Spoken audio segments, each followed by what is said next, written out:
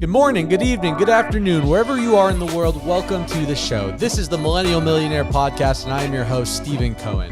This podcast is focused on bringing some of the wisest minds from across the globe to discuss concepts, strategies, and ideals that will lead them to be top performers in their respective industries and their lives.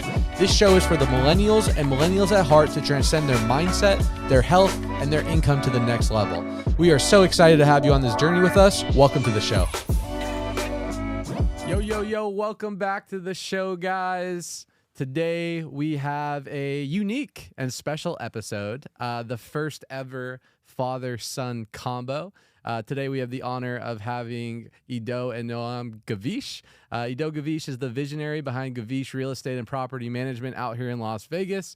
He's been a real estate leader since 2017, a seasoned broker, investor, and family man, and leads a team of top-tier realtors and property managements. Beside him, we have his son, Noam Gavish, a standout commercial realtor specialized in surgery centers, making a splash his rookie year in 2019 and securing over $10 million in sales. And just excited to have these guys, father-son combo, and it's going to be an amazing episode. Thanks for coming, guys. Of course. It's a pleasure. Thank The you for only having correction has been since 2007, not 17. Yeah. That's Just a little bit longer. That's my fault. Only a decade off. Yeah. Yeah. Yeah, it was 10 years amongst We have friends. some real estate legends here today, guys. 10 so, years amongst friends.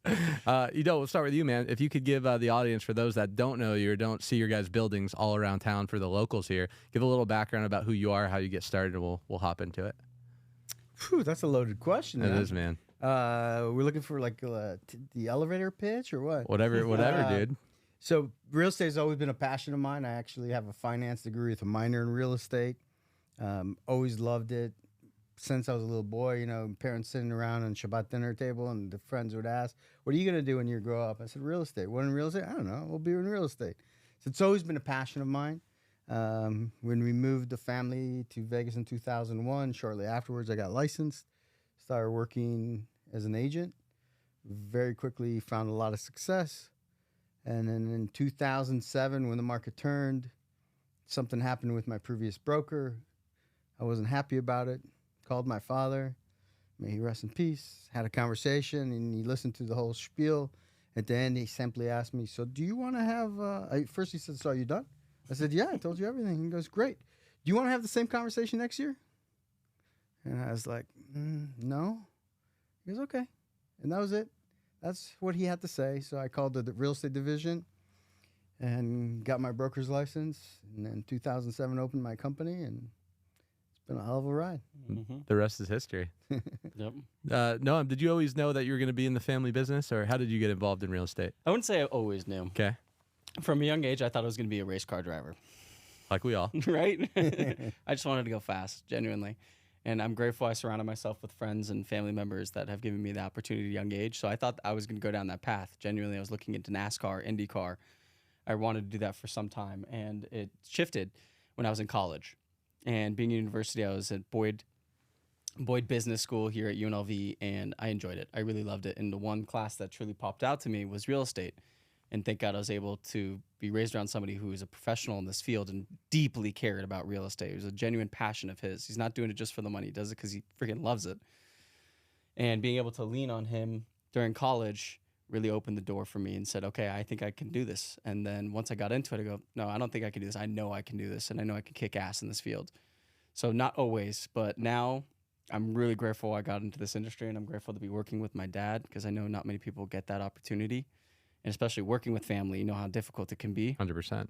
So I'm grateful we have such a wonderful relationship, and you raised us right. That's for sure. No, that's awesome, man. I mean, for those that are locals in Vegas, you probably have seen or heard of the Gavish real estate. You guys are all over town.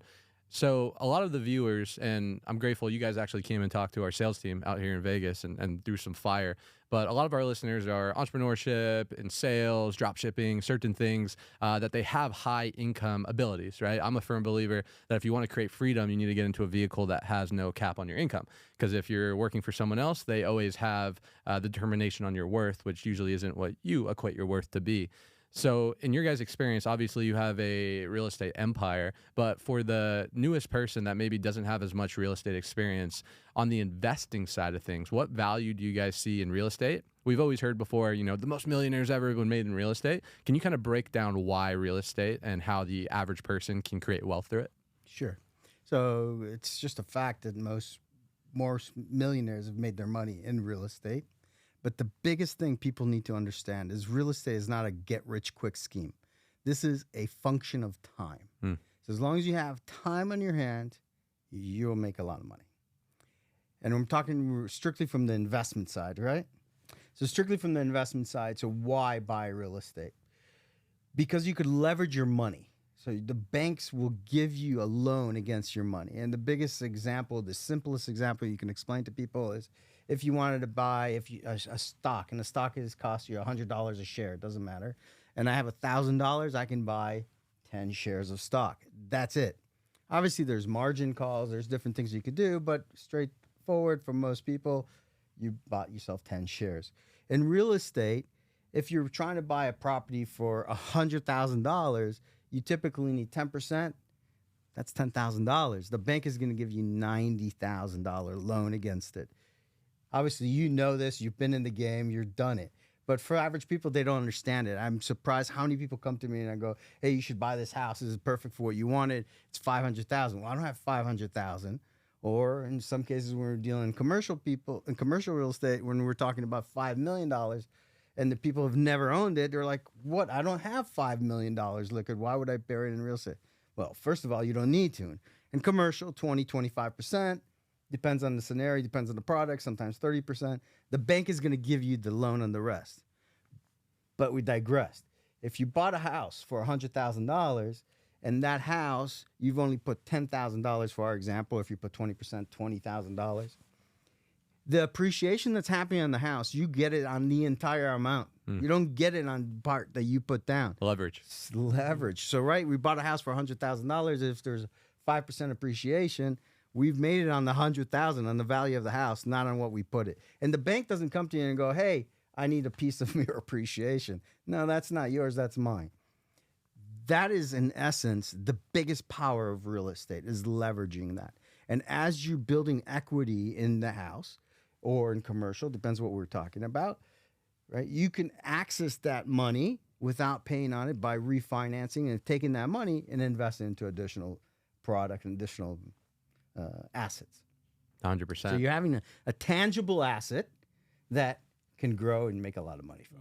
Yeah. And I think that's the thing that really opened my mind up. Well, exactly what you just said is just the ability to leverage, because the cash flow aspect, I think a lot of people, you see the Grant Cardones out there and all this social media and everyone's like cash flow, cash flow, cash flow, which could be discouraging because in today's landscape, it's very hard to find a deal that's going to cash flow, right? Yep. I always had this figment of imagination that like, okay, I just need enough cash flow from real estate where I make enough money, where it covers my financial nut, and then I can retire. But if you actually extrapolate that out, it's going to take a ton of real estate's cash flowing $200, $300, $400, $500 a month in order to actually start creating some serious wealth where you can retire from, your day to day. But so what you're saying is the appreciation aspect of owning an asset and history of the world, real estate's probably going to go up right over a long enough time horizon. And then obviously at scale, you create wealth. Now, is that the same strategy? So that's residential. Obviously, you guys have built quite the empire in commercial and a bunch of different assets class. Did you start with residential on the investment side and then branch into commercial and multifamily, or like what strategy for different assets class would you recommend? I would recommend, unless you have daddy that can back you, to start in residential. The biggest reason for that is the cost of entry, the point of entry, how much money do you need, is much less than it is in commercial, right? If you've never owned a home, you can take advantage of FHA. If you were a veteran and served our country, you have VA benefits where you can buy a house with no money down. And in today's landscape, we can negotiate for you that the seller will pay for the closing costs a lot of times. So you actually walk into a house with no money.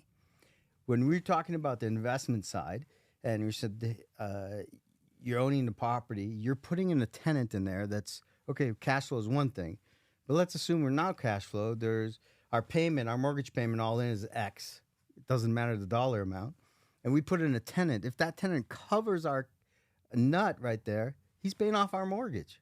So I don't need that $100, $200, $500, or thousands of dollars. Cash flow, if I have a reliable tenant and he's paying it in my mortgage, then at the end of the day, I'm going to have an asset that's free and clear if I choose it to be free and clear. or I can refinance and pull the money and do it again. 100%. Can you talk a little bit about the tax advantages of real estate? Because I think especially for people who are 1099 or have a high active income, the cash flow, like we talked about, isn't super inspiring, but a lot of people buy real estate, this specific asset class, for the depreciation. And I know there's a lot of terms out there like cost segregation and being able to depreciate, the accelerated depreciation. Can you talk a little bit about how someone could take advantage of the tax benefits? Sure. So you want me to chime in? Yeah, go ahead. All right. So the IRS looks at a real estate as a depreciating asset. It means they're saying you bought the house for $100,000. At the end of the day, it's going to be worth a lot less. It's a depreciating asset. It has a life. The reality is real estate is an appreciating asset. And if you don't understand that, just go talk to your grandparents. Look a couple generations back. How much, if your parents, your grandparents chose to buy a house, chose to buy commercial property, how much did they pay? How much is that house now? And it's cyclical. It goes up, comes down. We've had a recession, 07, 08, right, 10. We're going through some hard times now. It actually didn't affect the real estate market like we thought it would. But over time, it will always go up, not down. So it rides it. Did I answer your question? Or did I lose my train of thought here? Taxes. Taxes, all right. So the IRS is looking for as a depreciating asset when it's actually an appreciating asset. And you get to write off what you're doing in it. So, hey, I had to paint it because the tenant left. Well, that's an expense against your property. I had to replace the roof. If the roof was 20 years old, 30 years old, 40 years old, I had to put a new roof on it. Well, I get to write that off as an expense. So even if I made $15,000 cash flow on this property, but I had to spend $15,000 on the roof, I got to wash. I don't have to pay the money on that, right? So definitely consult with your tax advisors. Sure, not a CPA, not tax advice. I'm not a tax advisor. Nope. But there's a lot of benefits to owning real estate. Yeah, I want to piggyback off that idea as well. We were talking about when we were speaking with your team about taxes, and we were speaking about losses as well. And one of the big things that people don't take into consideration is what can you afford? Can you afford to take a loss is a big deal, right? For a lot of us, we have properties that are sitting on the market for some time. It's natural, 3, 4, however, arbitrary timeline, and it's sitting. Well, that's a loss that you're taking. And on top of that, you have a mortgage, arbitrary numbers here, $2,000 a month, but I can't get somebody in at $2,000. We just can't make it happen. But I can make it happen at $1,800 a month in rent, right? You're taking it $200 is that difference. It's significant over time, but can you afford that loss? So that's really big in our industry and something we speak about a lot. And we were talking about bigger players in the game. They can afford to take those losses because of the appreciation over time, right? I know I'm taking in $800 a month, $1,000 a month, whatever it may be. So you have consistent income, but yeah, hypothetically and technically you are taking a loss. And so the biggest advantage is your mortgage interest. You get to write off that mortgage interest. And you're paying rent, and you're paying, I don't care if it's $1,000 a month or $5,000 a month or any sum in between. There's nothing you can write off there, right? There's obviously more creative CPAs that could figure things out. But in general, no, you're paying rent. It's threw the money away, right? When you own the real estate, that interest that you're paying on your mortgage, you get to depreciate that. You get to write it off. 100%. I'm curious your guys' perspective on this. Everything that's going on in the economy right now with interest rates and inflation and house prices through the roof. Obviously, you've seen a lot of different trends when it comes to real estate, especially you, Iddo, especially here in Vegas specifically, which we'll get into. But it feels like the average person, maybe my age, maybe that has a fixed income, is getting priced out of the market potentially. My question is, where do you see real estate? And how do you think the average consumer can fit in to start buying real estate with the way things are going? Because I believe that there's not going to be a middle class in the next decade. I think you're either going to be wealthy or you're going to be poor with the way inflation is going. Do you guys agree with that statement? And how does real estate fit in for the average person looking to create some wealth? I have an idea. You want me to go first? Sure. So you bring up a really powerful point, and it's really tough question for a lot of people because there's headlines, right? The big headlines we always see are interest rates are rising, interest rates are lowering, right? Interest rates are always a big tough topic. Point being, the way I explain it to a lot of younger investors that are coming into the game saying, I can't afford that, interest rates are too high.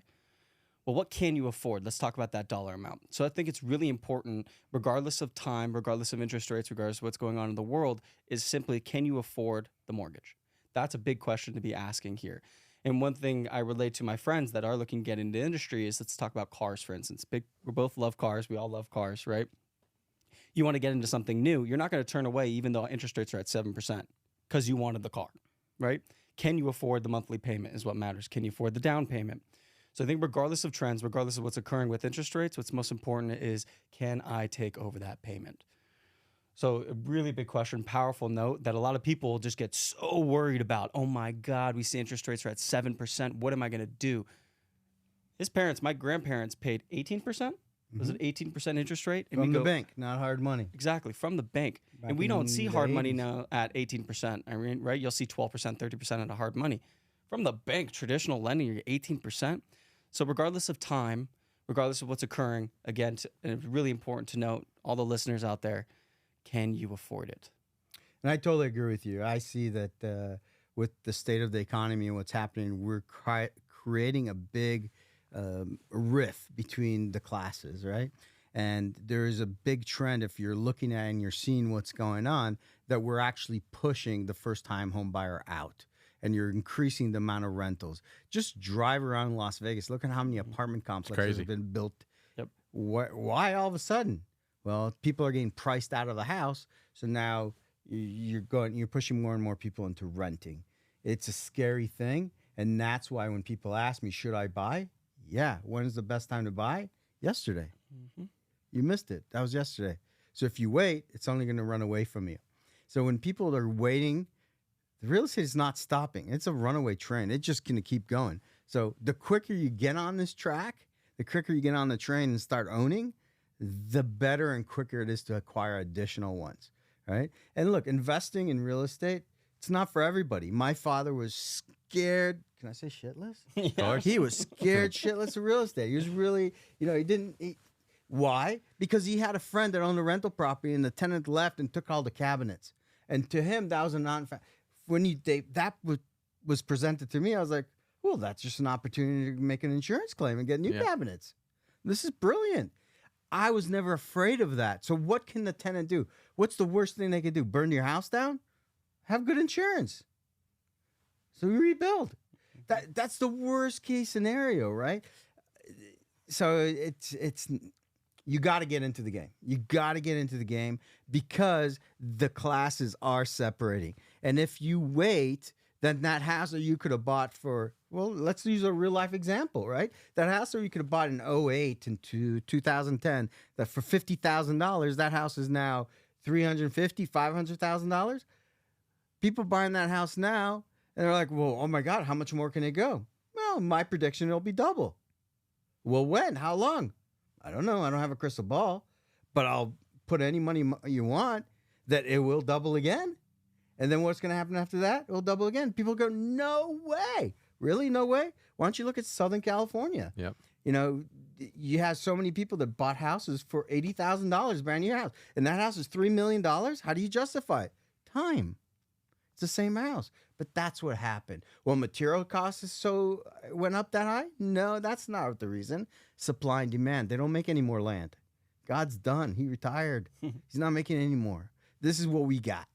So we got to use it and use it wisely. No, I love that. And a quote that comes to mind, it's not about timing the market, it's time in the market. Because over a long enough period of time, I'm curious. I'm too young to really understand what happened in 2007 and 2008, but based on my experience and my outlook, it seemed like when a lot of people lost a lot of money is because they were over leveraged and they couldn't afford the payment when the renters left or whatever the case is, so they had to panic sell, right? Because I think the only way you actually lose money in real estate, logically thinking, is if you can't afford your payment and you have to sell in a down market. Other than that, as long as you can afford it long term, eventually, like you said, the market will come back.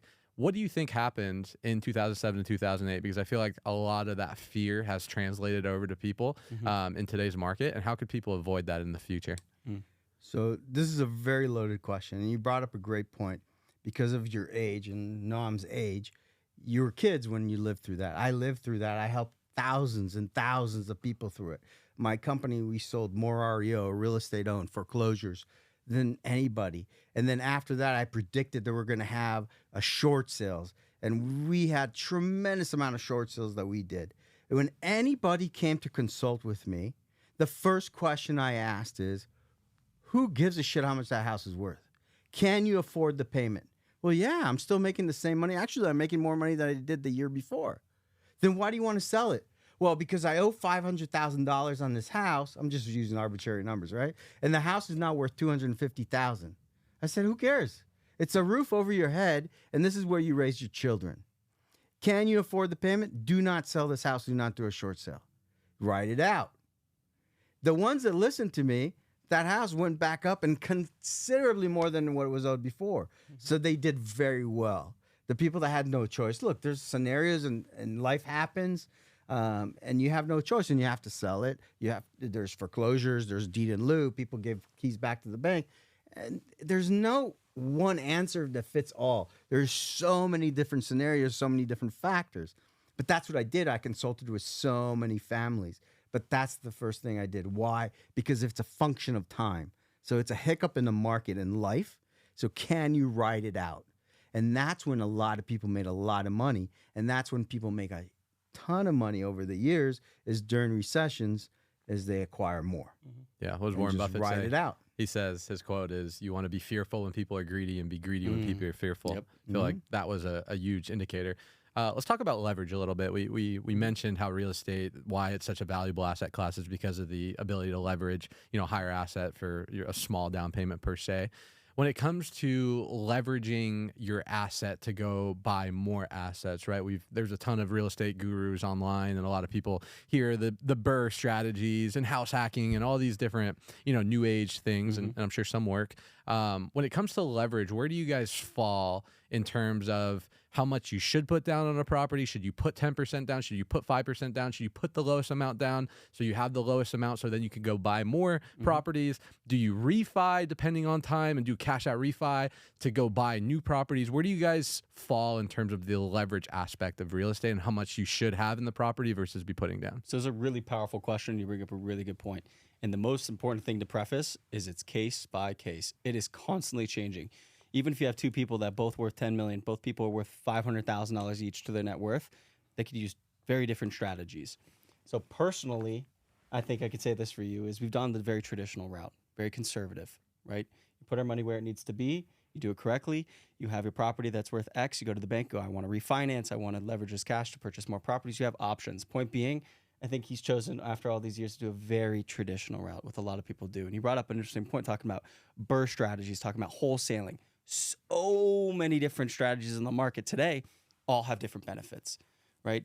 Our benefit that he's been focusing on, that I'm looking from the outside looking in since I was a little boy, is that traditional route. So you want to talk about what that means for you?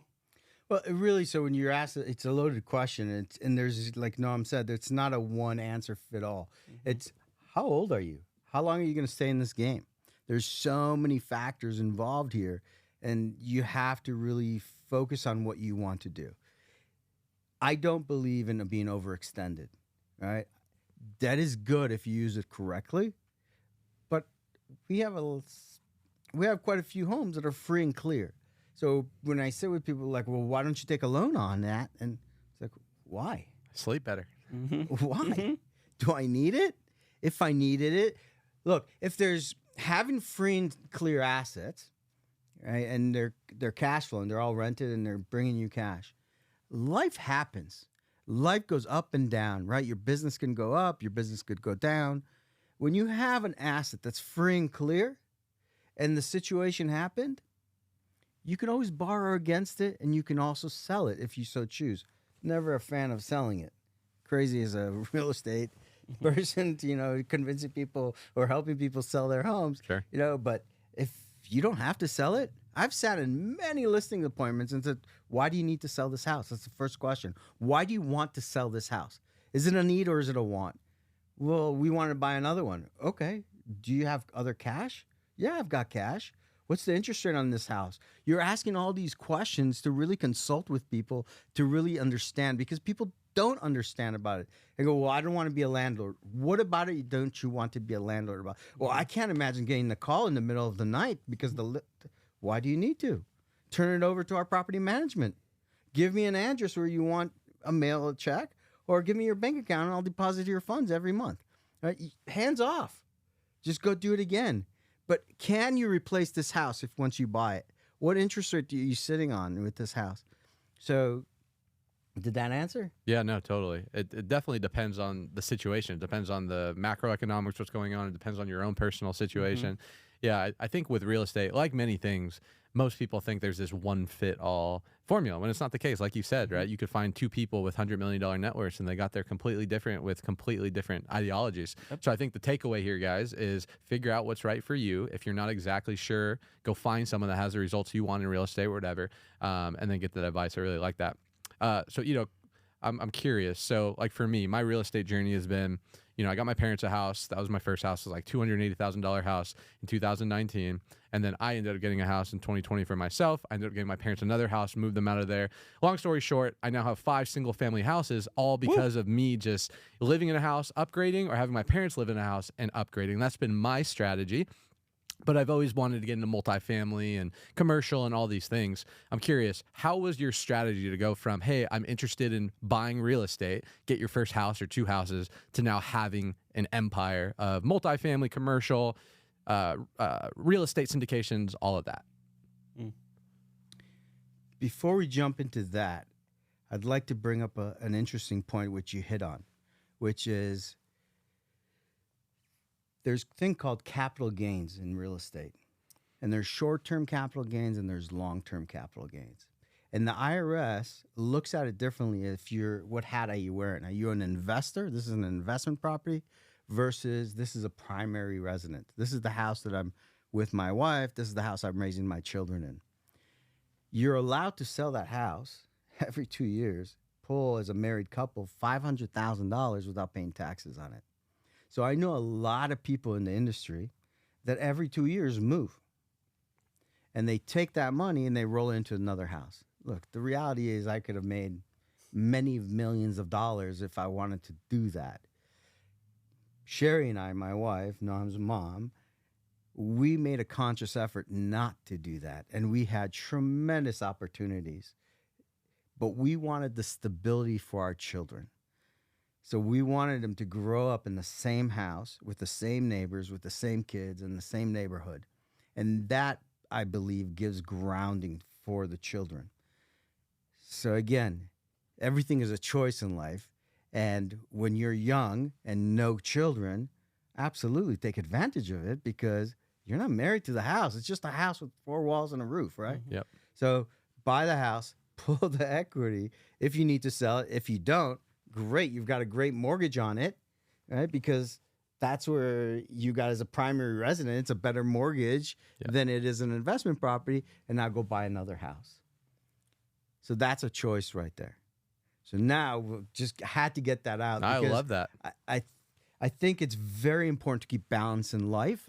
And for me, someone told me a long time ago when I had asked him a question about business, he goes, you have to choose.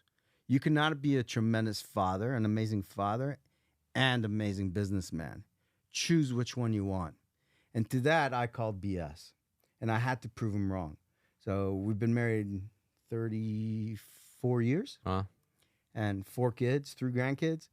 And I believe I was able to keep that balance of life, of family life, being a great husband, being a great father, as well as a great businessman. So it's not just all in one. You got to keep balance in life because it's not just one thing. Yeah, I love that you said that before we go into your real estate evolution because it's so true. There's a concept that I've been dabbling with. It's and or, right? You can be a great father or a great businessman. It's not or, it's and, right? And when you think in and instead of or, you find the possibilities, you find the time, you find the energy to do both. Where so many people, it's even in my business, do I be a good salesperson or do I recruit a team? Like, no, you do sales and recruiting. You manage and lead, you invest and you make money. It's not or. So I love that you brought that up. It's very important. And people go, well, how'd you do that? That's a question I've had many, many times. Well, how do you do that? I was like, well, start with your calendar. I live by my calendar. So you go in your calendar, and the first thing you put on your calendar is all the important dates. Well, for me, the important dates were every one of his soccer games. Right? Everything that he did in school that was important to him was important to me. That was a count on my calendar. Now, when a client called me and said, hey, I'd like to see a Tuesday at 2 o'clock in the afternoon, I didn't tell him that, oh, Tuesday, 2 o'clock in the afternoon, sorry, I can't meet you because I'm going to my son's soccer game. Because really, I don't care what they think about that because it's for me, right? So instead, my response is, I'm not available Tuesday at 2 o'clock because I have a prior engagement, but I am available here or here. Which one do you prefer? Right? Alternative choice closed. Yep. So just be in control. That's the biggest takeaway for people is on the calendar. Schedule the things that are important to you. And what's important to you? Well, I hope that it's your family life, right? Did you take time off for your wife's birthday? Why not? Schedule it. Can you? Take an extra long lunch. Do something that's important. My wife always says that you can never spoil children with too much time, love, or attention. Money and gifts are nowhere in that equation, right? This is what they want. No, that's a bar, man.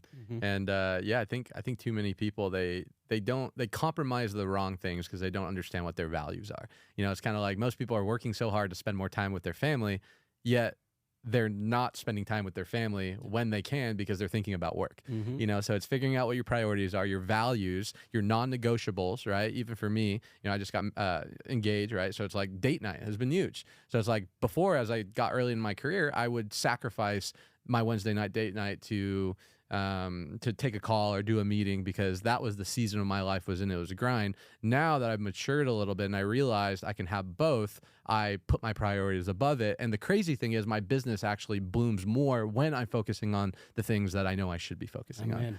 Yeah. It's you bring up a great point. When I really early on in the career, before Noam was even born, it was just sisters. I was a chemical rep. And I was schlepping chemicals, right? And it's a grind. It's cold calling every single day. And it's 40 cold calls a day, 100 cold calls a day. I would always very competitive. What are you going to do? Okay, I made sure to beat that. And when I was periods of time in sales, you go through dry spells, right? And everything you're doing, you're just getting the door closed in your face. And it's like, okay, well, just one more and it'll happen. Just one more and it'll happen. And it didn't happen. It didn't happen. It didn't happen. So what was my response to that? I just got to work harder. So I'd go to work an hour earlier. Before you know it, I'm going to see these CEOs in these plants at 5 in.the morning. And I'm coming home later. I'm staying another hour out. I'm coming home at 7. And still, it's the harder I'm trying, the harder I'm working, and I'm falling flat on my face.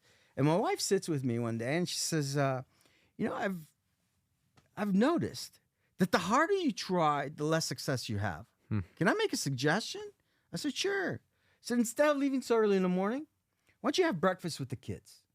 Have breakfast with the kids, take the kids to school, give them a hug, give them a kiss, and then go. And then when you were thinking of going, just come home earlier.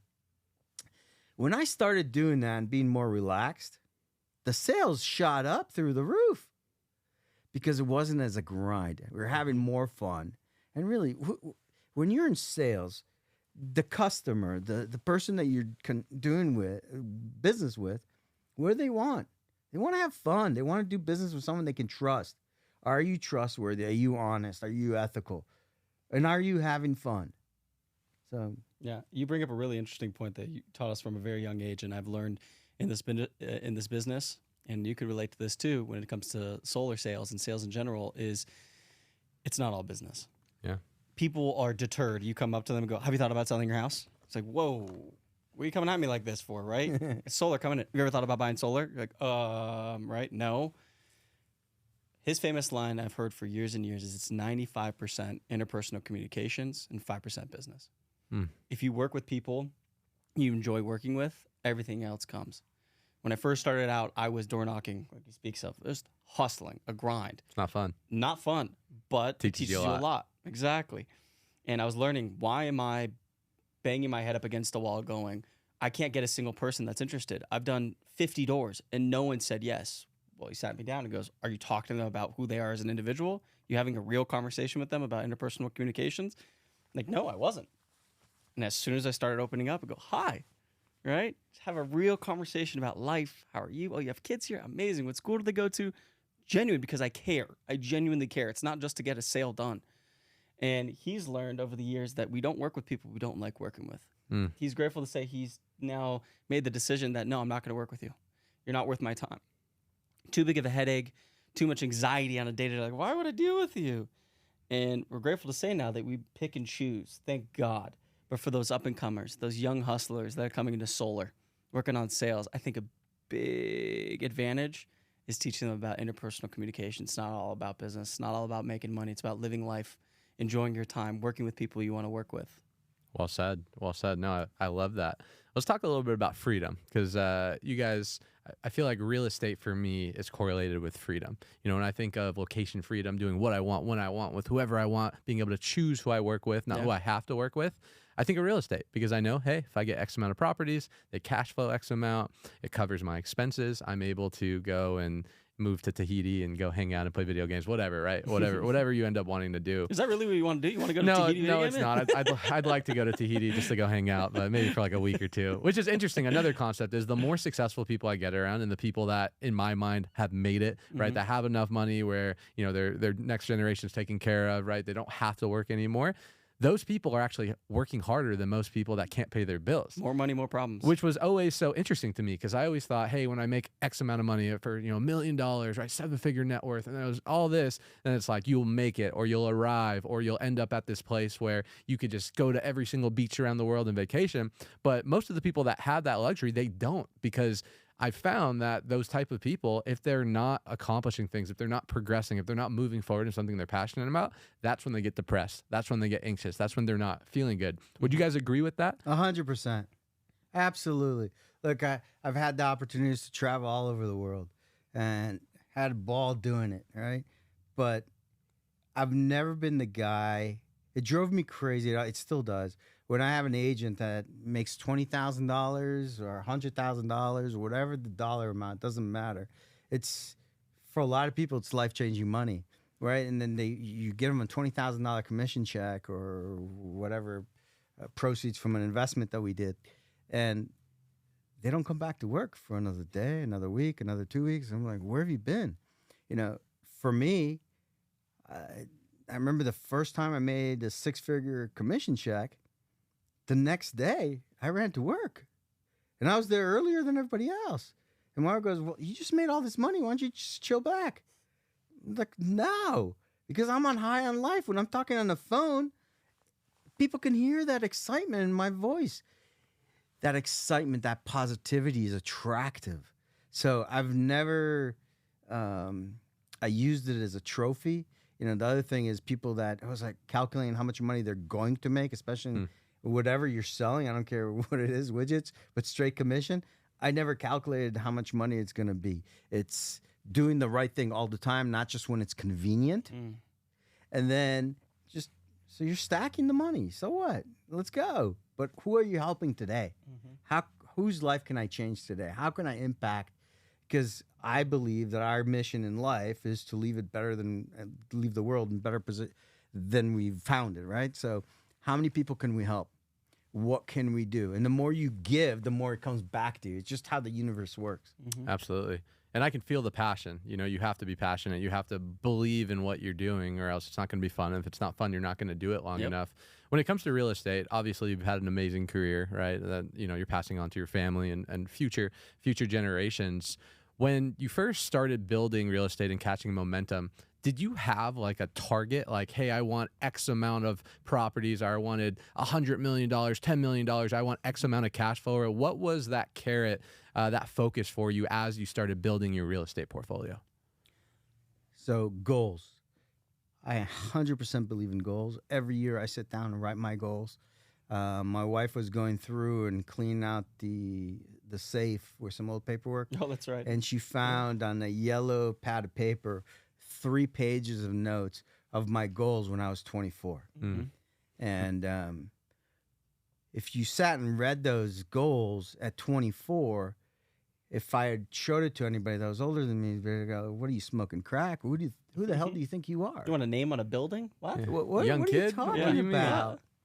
Oh, that's a great story. I'll get back to that. So I believe in goals. I believe you should write them down. You should do that and revisit them every single year. I could tell you that the year that she found it, and I don't remember how long ago, it was a long time ago, she found it and brought it to me. I've achieved every single goal on that list except one. And that one is a private jet. I still haven't gotten there. But you don't remove it from your goal list, but it gives you something to strive for. Mm-hmm. And the goals can change as your life changes, right? The goals are different for you now than they will be when, God willing, you'll have children, right? So that's okay. That's what life is all about. So change it. But for me personally, when I first started and after I bought my first home, that was the goal, is to buy the first home for my children, right? Where am I raising my kids? After that, I was like, okay, investment properties. I bought the first investment property. I was like, wow, this is really cool. I really dig this. Okay, what do I want to do? My goal was to add 2 a year every year. Well, we've exceed that. You know, we could do that in a month, every month, because as you're in it and as things grow, it rolls, it happens. Snowball effect. You asked me previously about commercial real estate, how I merged into that. You know, so at the peak of my career, I had 4 offices, 174 agents. And I just started buying the office buildings that we're in. You know, so that's how I got into commercial buildings. So the office spaces you were leasing for your team and your company, you would buy eventually. Correct. Yeah. So I'd buy the office buildings, and that's how I originally got into commercial. So I own it in this pocket, and the company rents it in this pocket. So we'd lease it to each other. And the advantage of what I teach people on that is, hey, when you own a business, not every year is a stellar year. It's just not reality. If you own a business, you're going to have some years where you're making negative money and you're working harder than you've ever worked before. You got to be ready for those years. So when you own the real estate that you're leasing from, you can have a conversation with yourself and you can say, you know, times are tough. We need to reduce the rent. And you give yourself a break in the rent. And when times are amazing and you're making a lot of money and you need to show higher expenses, you can raise the rent because you're in control. You own both. Yep. So that's the advantage of doing that. Yeah, and you talk about goals. I think it's important that people legitimately do it. People say they have goals, right? We all have intrinsic goals, whatever it may be. For you, it might be buying that next house, right? That next investment property. But it's also important to write down the unobtainium, the things that you seem are so far-fetched. How in the world will I ever get there? I've always had on a piece of paper since I was young, because he taught me about putting down those insane goals, was 100 properties. I have a goal to own personally 100 properties, no investors. That's the goal. It has been for a long time. Other goals are, you could do it, and you will do it. Little by little, day by day, month by month, year by year. And the other one for me is also, I have selfish goals. Like I said in the beginning, I love cars. I have that Porsche 911 GT3 RS on my computer, and I look at it every day, right? So have those goals, put them aside, write them down, put it out into the universe. We believe in that deeply. It won't happen unless you do it. And little by little, we started talking about the old goal that you had of putting your name on the building. And the story that you have was you guys driving around when you were younger. So your mom and I are... Were you dating, or you guys? Yeah, no, we were dating. Yeah. We were dating. We were living in Southern California. I'm driving on the 5 or 405 freeway north, and it was just quiet in the car. We were always comfortable with each other. And I looked at her. There was a building on the left, some big building. And I looked at her. I go, you know, one day I'm going to have a building like that. I'm going to put my name on it. Come on. Mm-hmm. And, you know, her answer solidified that this is my soulmate. She goes, I believe in you, and I believe you can do that. But yet I've told that kind of story to other people, and they're like, who the fuck do you think you are? Really? So I taught my children, and whoever is willing to listen, that if you could dream it, you could do it.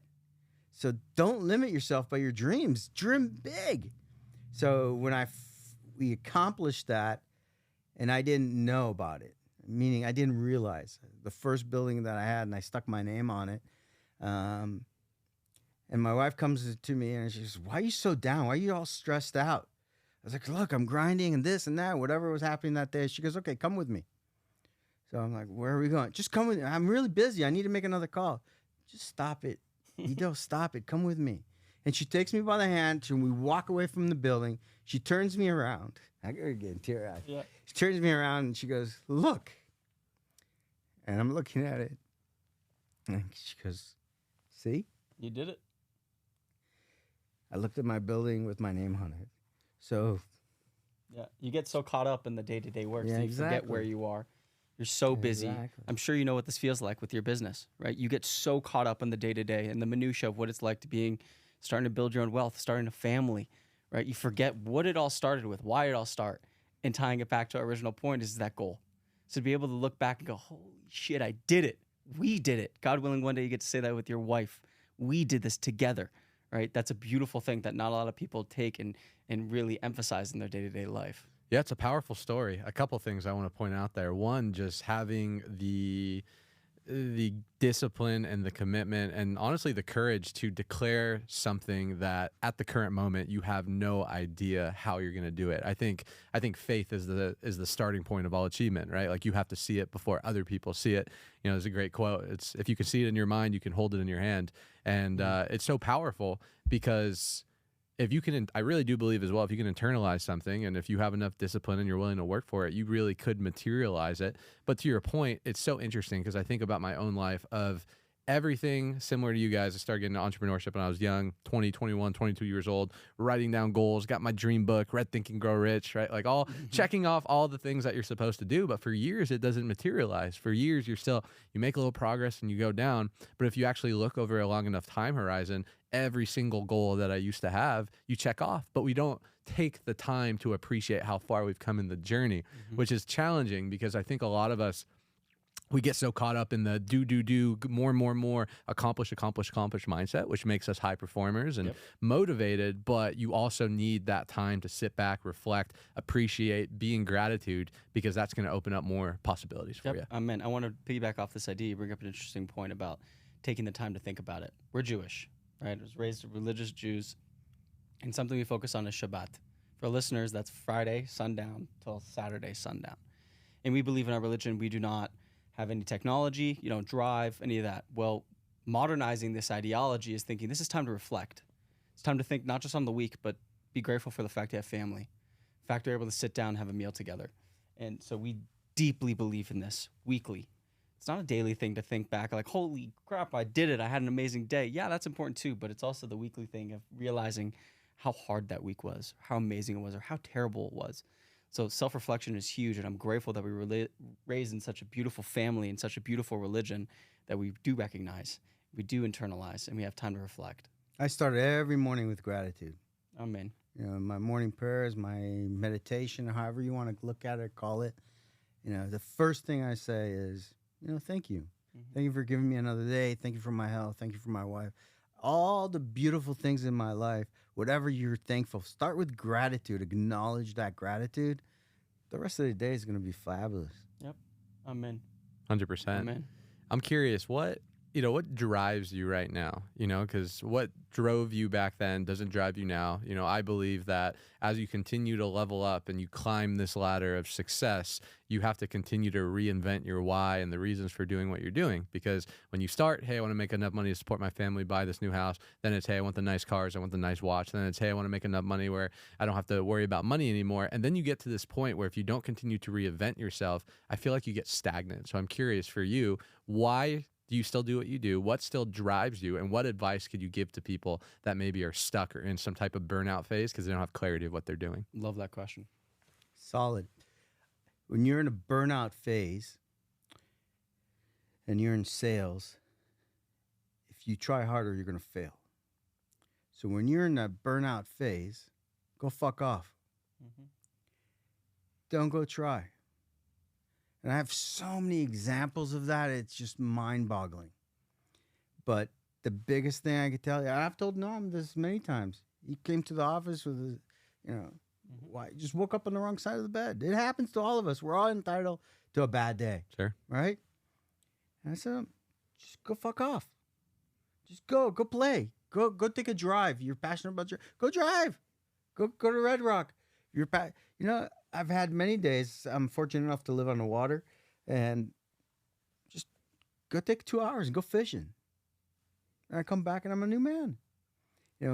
My wife always told the kids, it's nothing a good night's sleep won't fix. True. Right? So, but if it happens, we all get into that slump. Mm-hmm.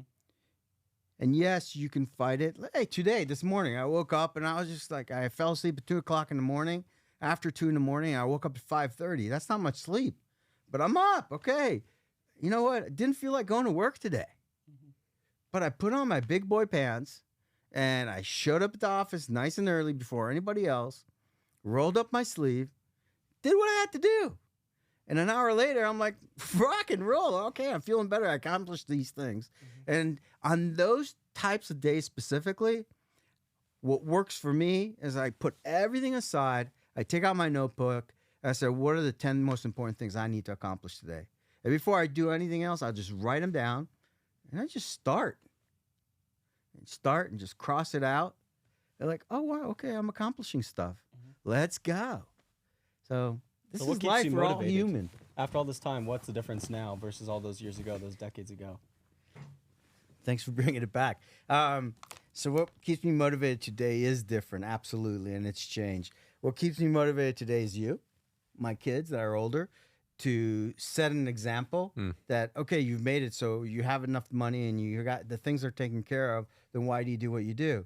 Well, I've got grandkids now, and I've got children that are working, and I still enjoy, because I come from a line of teachers, is to share my knowledge, to share and teach anybody that's willing to do that. When someone comes to me, and it doesn't matter the age, and they say, listen, I'm ready to do this. That drives me. I've got a dear friend out in Southern California, and we got together at a mutual friend's bar mitzvah, and he goes, dude, I know how to make money. I've made money in my practice. I'm doing really great. I don't know how to invest it. Can you help me? I said, of course. He goes, I've tracked your career. I followed what you're doing. We've been friends since we were 18 years old. That to me is the ultimate compliment. I don't give a shit about the commission you're going to make from selling a house. Big deal. When back in the day when I needed to feed my kids with that money, that was important.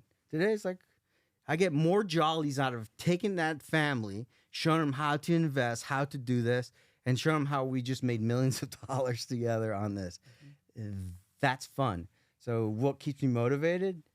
That. Helping people, seeing other people succeed, giving a good example for my children, being around for my grandchildren. Now you're creating money and you're creating these assets for the next generation. So before it was feeding my children. Today it's a whole different thing. You hit the nail on the head talking about family.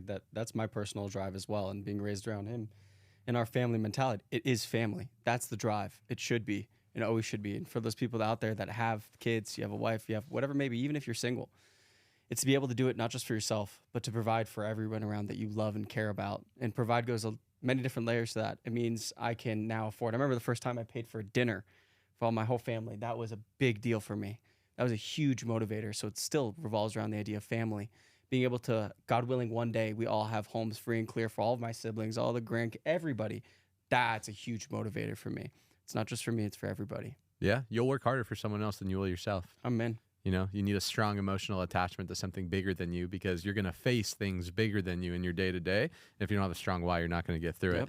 Guys, as we wind down, this has been amazing, by the way. I appreciate you guys. We're already out of time. Appreciate you guys' time. This is fun. We'll keep it going. I got a few more for you guys. I'm very curious about this because this is personal advice from me. Where do you feel like the line is between spending your money, enjoying it, crossing off those dream cars, those dream houses, those dream vacations, versus living below your means, investing, and having freedom? Where's that line for you guys? That's tough. Everyone's line is different. Right? You feel the same? I don't think it's a tough question at all. So the thing that I brought up or taught all you guys is when you two sentences come to mind. Just because you can doesn't mean you should. That's one. Two, I've always taught the kids need versus want. It's good to want. And I would say to you, it's good to want. Keeps you motivated, right? So just because you can doesn't mean you should, right? And I see all these people, you know, they made some money, you know, especially on all the social media platforms, and they're in front of their Lamborghini, in front of this car, that car.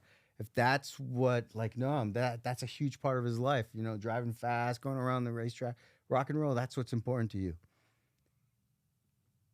But for instance, in Noam's case, doesn't want that so he could show other people. He wants that for himself. That's different. I think most people that we're seeing on social media are doing it for the attention, to draw the eyes of the other people. That's not something that interests me. So it's, look, when friends around us growing up with the children, they would go on these vacations all the time, right? We still took the kids on plenty of vacations, and they have fond memories, but not as much as some of our friends. Why? Because I always hoarded the money so I can go buy another house. I hoarded the money so I can invest it in something else. And I'll give you another example with this. Accumulated houses, our daughter gets married. Two of our daughters are married. And I was stressing out about the wedding. You know, got to throw all this elaborate wedding and everything that comes along with it. And Sherry looked at her and she goes, Iddo, why have you acquired all these houses? Why do we have all these assets? And thank God so many of them are free and clear. Why is that? She goes, why don't you just choose one, anyone you want, sell it, and pay for the wedding and pay for the flights and pay for everything else, and remove that stress that you're under. And that light bulb turned on, and I was like, yeah, you're right. So I pulled out the spreadsheet. I go, let's sell that one. Sold that one, paid for the wedding, paid for everything else, and there was no stress. That sucks. I had to sell that house. It hurts my heart. Every time I let go of an asset, it hurts. But that's why we did it. Yeah. And she just needed to remind me of that. Yep. Right? So that's why you do these things. That's why you hoard it. You know, I heard an amazing sentence. Let's see if I could say it correctly, you know. Work like nobody else does now, so you can live like nobody does later. Love that. Right? So just put away money. Money is just a game. It's just, money comes, money goes. Right? And all these cliches, money doesn't buy you happiness. It's whatever, man. But you got to be disciplined. Just because you made $1,000 doesn't mean you need to spend $1,000. Yes, absolutely. Live below your means. Invest, diversify. Yeah. Keep it simple. Well said. Keep it simple, stupid. I love that line. Yeah.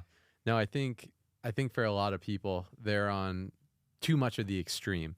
You know, one side of the extreme is save, save, save, penny pinch, don't enjoy your life, have that hoarding, scarce mentality. The thing that I've learned about money is typically when you make a lot of money for the first time, sometimes it actually prevents you from making more money. Because when you come from not making money to making money, you try and hoard that money because you're so scared you're going to lose it. And then you're bringing scarce energy to the marketplace. And as you guys know, money's energy, right? Like you have to be open to receiving, and you also have to be open to letting it go.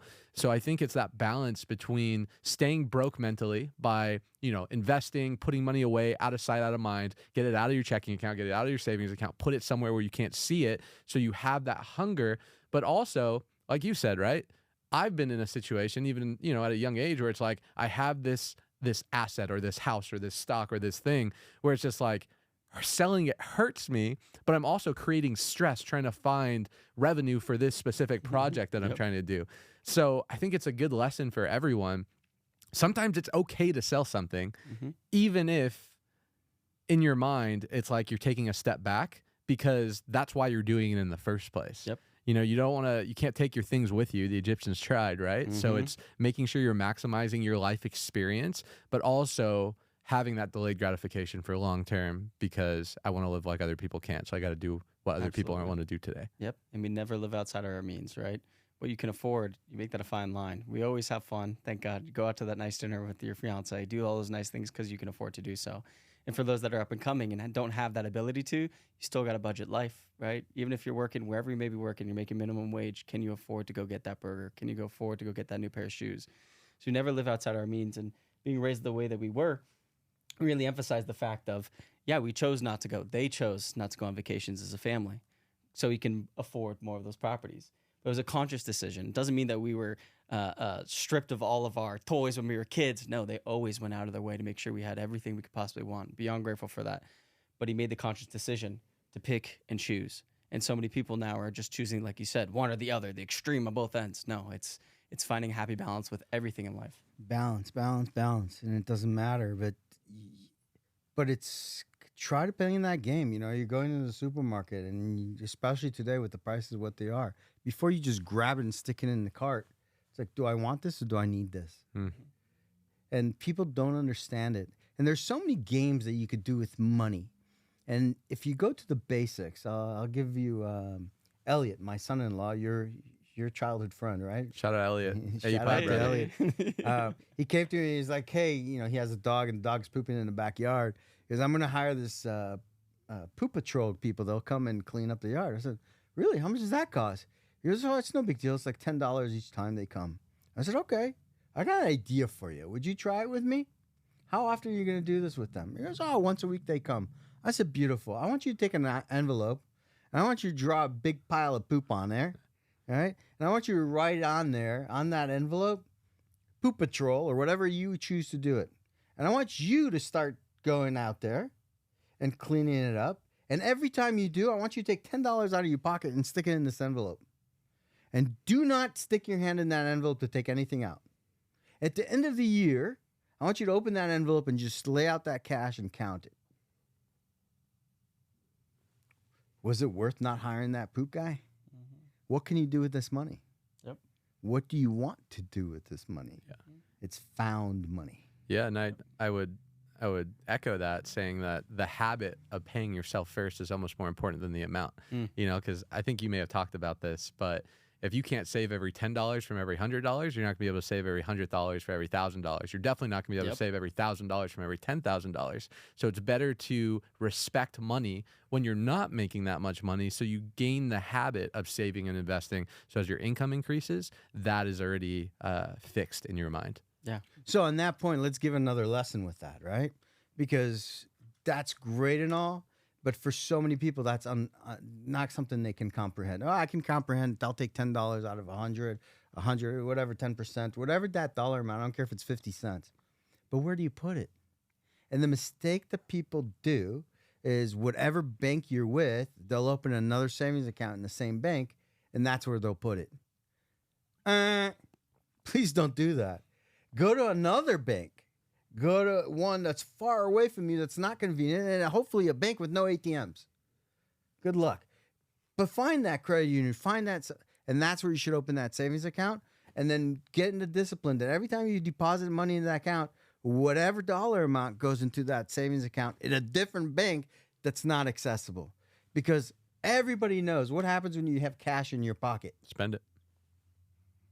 So that's why every time we accumulated $60,000, I went and bought a house.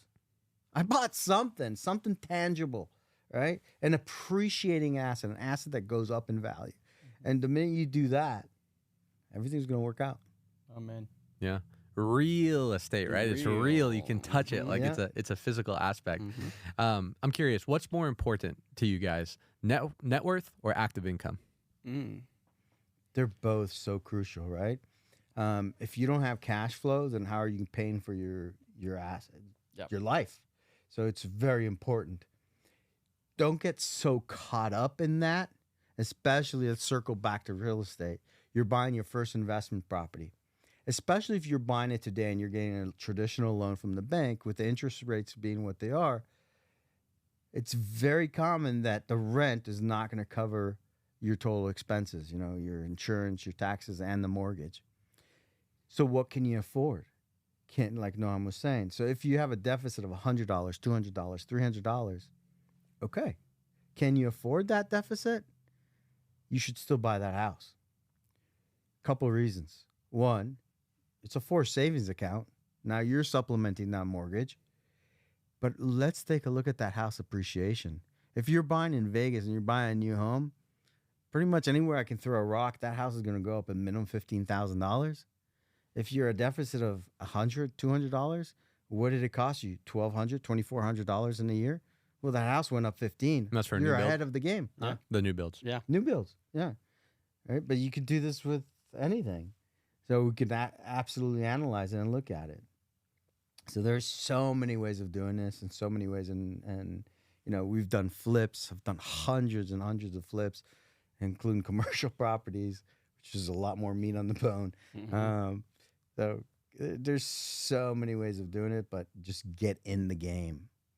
Yeah, you touched on this a little bit as we're wrapping up. Where do you see Vegas specifically, the market, the economy, with everything going on? Obviously, you guys are, you know, not born and raised, maybe you know them, but you guys are a big part of the community out here in Vegas, and you've seen the city. Where do you see the market, real estate, and how can people get ahead of it? I want to start by telling a little bit about what Vegas was like when we first moved here. It's 2001. I was a little boy, and we decided to move out to the edge of Centennial, which is Lone Mountain. And out there, the 215 wasn't even completed yet. They had a stop sign. Was it stop sign or stop light? What was it? Stop sign. Stop there. sign. And then they eventually moved to a light, and then the light changed into the actual highway. So there was literally nothing. It was dirt. We were surrounded by dirt. Not joking. I thought it was hilarious that they chose this place out in the middle of quote unquote nowhere at the time, going, what are we doing? There's nothing out here. He goes, just trust. Please, just trust me. I promise you it's going to be a great idea. And that house you bought for how much? Do you remember? Of course. $335,000. And what's it worth today? $1 million. Okay. And to us, I was going, this is out in the middle of nowhere. But that area is completely developed. You cannot buy real estate or a bare piece of land to develop on anymore. You can go a little bit more north, right? Sky Canyon's a perfect example. For those that don't live in Las Vegas, it is all the way out north. Basically Utah. Northwest. Oh, yeah, it's getting there, right? Yeah. So Go to the end of town and keep going. and we used to do that drive to go to Lee Canyon to go snowboarding. And on the way there, for miles on end, there was nothing until you got to the reservation. Now, there are homes being developed all the way up to the reservation. So it's always expanding, always and forever will be expanding. And we touched on this at the beginning, is there's always going to be ups and downs like any good market, any healthy market. And we're seeing a consistent up, right? So please consider real estate. Look at it for yourself. Look at it for your family. Look at it, just educate yourself too. It opens up the spectrum in the world in general. So I think Las Vegas is going to be a booming place, just as Southern California once wasn't and now is. Las Vegas used to not be and now is. So where do I see it? I've always said, and I've had the fortune of being interviewed on many TV stations and everything else in between, radio and what have you. I always said, and I still believe in my heart, that's Las Vegas mimics Southern California. Mm-hmm. There's a reason that Amazon moved here and all this. Google. If you drive towards Utah on the 15, you'll see all this warehouses on both sides of the road, right? Just like you have in North Corona in Southern California. Well, we are a tax haven. We are attracting and we have diversified the business in Las Vegas. When we first moved here, pretty much anybody you met was working in the casino or some aspect related to the casino, right? Any businesses that supported the casino and the hospitality. Today, we have every business that you can think of, from manufacturing to medical to research to you name it, we have it here. You look at the cannabis and the labs and the grows and it's just everything. And what are we up to? 3 million people already? And we still have, 160 people a day moving to Las Vegas? I mean, look at our roads. We have traffic. We used to drive from Lone Mountain, as Noam said, to the Strip, 20 minutes. Today, that could take you an hour. Yeah. Right? So our city is growing, and I don't see any stoppage. Now Hollywood has discovered Las Vegas. So we're having so many celebrities moving here and buying all these multi-million-dollar homes. Well, if you're coming to Vegas and you're spending $5 million on a home, well, for Vegas locals, oh my God, $5 million for this home. Yeah. But if you're moving from anywhere in the world, nothing. or how about the United States? You're coming in from New York, you're coming in from Florida, you're coming in from Southern California, Northern California. $5 million for this? Yeah. That's a 50 million. That's 20 million. You know, so it's all relative. So the reality is price of real estate in Las Vegas is still extremely affordable. If you're relocating from somewhere else, it is still extremely affordable. Our cost of living is really attractive. The fact that we don't have the taxes that other State places, tax is is huge, right? It's a 24/7 town. People say to me, you mentioned earlier, I've had the fortune of traveling all over the world. And I meet people, I'm sitting with buddies, and we go to a bar and just hanging out and meet the locals. Well, the conversation always goes to, oh, you're a tourist, where are you from? So my buddy's from Detroit. They go, where? You know, and they would come to me and go, where are you from? Las Vegas. Las Vegas, Vegas, baby. Where do you go in the world that no one knows Vegas? Everybody. You name the hole in the world, they've heard of Vegas, right? If they haven't been here, it's a goal. It's on a bucket list. There's no end. If you look at what's happening in our valley, you look at the hills. We're surrounded by mountains, right? It's a big valley. All the hills are getting cut up and we're building houses. The higher you go, the more expensive the house. Why? The cost of the land. It costs more money to cut the road, to cut the mountain, terrace it off. But we're building everywhere, and there's no stoppage. You look at what's happening in the commercial space. You know, commercial spaces in Las Vegas, $1 a square foot was norm. Yeah, you could pick. You know, office space are going $3, $4, $5 a foot. It's what happened here, and they're all full, and they're growing, and there's a huge demand because the city keeps growing, and the fact that we diversified the work. Look at the amount of hospitals. Look at UNLV. Go to university. That's a great telltale sign. Any city, go to the university. Most universities are sitting in not the best part of town. But what's happening around the university? We brought a medical school. We got one of the top law schools in the country sitting here. It's expanding everywhere. The opportunities are endless. Someone told me yesterday, I heard, it's the wild, wild west of the West is Las Vegas. The opportunities here are incredible. I absolutely love this city with a passion because we're empty nesters now. At 11 o'clock at night, we can't sleep. And you want to be wacko? Let's go be kids. You want to go grab a taco? We can go do that. It's open. You want to go see a show? Whatever show you want is here. Hey, I'm a huge Deadhead. Deadhead Company's coming here to the Sphere. We got tickets in our backyard. The entertainment is endless. The outdoor living is endless. You want to ski? It's right here. You want to play in the dirt and with your quads and it's right here. We got desert. We want to go shooting. We're passionate about our guns. You want to go shooting? There's plenty of places. Whatever floats your boat, you could do here. Literally float a boat. We got Lake Mead. We live in the best city in the world. We really do. The opportunities are endless. The real estate is only going to continue to go up. I think we've only scratched the surface. Yep. You want to make wealth and you say you're a dummy and you don't understand. Just buy something. Buy something.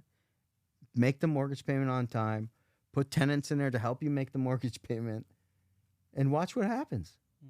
I agree. I agree 100%. I love Las Vegas, and I've lived a couple other places in my solar career, California, Colorado, and nothing is like Vegas. Like you guys said, from the state tax not being there to the 24-hour amenities to being able to have the Strip as world-class restaurants. It fires me up because that's the game, right? It's try and find the place before other people and get as much property as possible, and that's how you create wealth over a long period of time.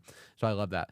Guys, this has been amazing. My last question for each of you guys is, what has been the best piece of real estate /life /business advice that you guys have ever received? Best advice I've ever received is going back to one of the phrases you said already, which is it's good to want. And that really hits home for me, and it does a lot of the time. Because it puts into so many different factors, so many different assets of your life that you're thinking about, from real estate to personal things. Going to the grocery store, like you said, it's always good to want. But advice in general is be passionate. Be passionate about something. Hit the ground running and do it with your whole heart. Don't half-ass. Especially in the real estate, we see new agents coming in. You cannot half-ass this job. If you're getting into solar, you cannot half-ass that job. It is your whole heart. So give it everything you have. Always. You can always end up doing something else. Always. You don't like it? Try something else. But when you are doing it, do it with your whole neshama, your whole soul. And I think that's my favorite piece. What about you? There's so many, right? But I'd like to share this. There was a period of time we lived in Oregon, Beaverton. We had dear friends of ours, and her father was a Holocaust survivor, and he came to visit. And he and I just got along fabulously. So we sit in the backyard, and we just shoot the shit for hours. Here's a man that moved from the Holocaust to Israel without even a shirt on his back. He's a little boy, he's a Holocaust survivor. This gentleman was a multi-millionaire. And I asked him, what is it? Because this is the same question I ask every person that has true wealth. What do you think the biggest difference with someone that is successful and someone that's not? He goes, oh, that's easy. I go, really? Do share. And here's what he told me. He goes, every person gets an opportunity in life.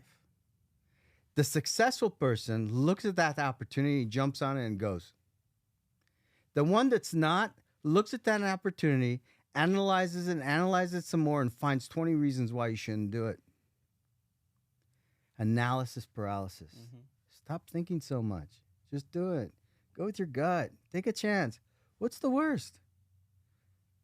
So when I bought a piece of land years and years ago, and I sat with someone I respected that's made a lot of money in this community.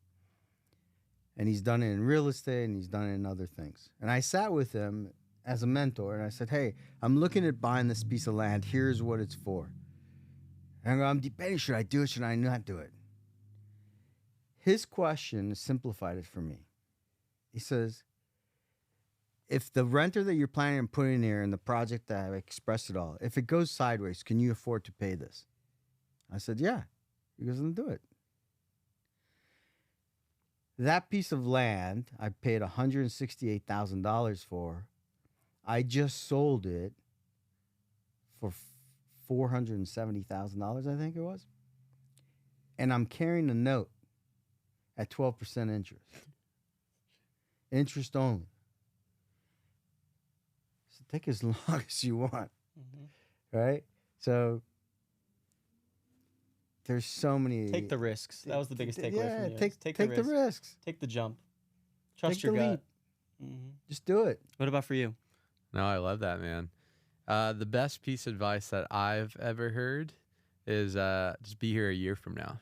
You know, that's typically what I tell people. You know, because all the learning curve, all the challenges, all the insecurities, all the doubts evaporate with enough time and energy invested into anything. Yep. You know, you really have to suck at something before you get good at something, whether it's real estate, solar, underwater basket weaving, like whatever you're into. So the best advice is be here a year from now, and then a year from now, be here another year from now. Look up, make sure you're in the right boat, make sure everything's good, put your head down, recommit, and tunnel focus. I love that. So the biggest thing I taught to my agents, if I say one thing, is one more. When my goal was to make 20 calls a day every single day, when I was done, is make one more.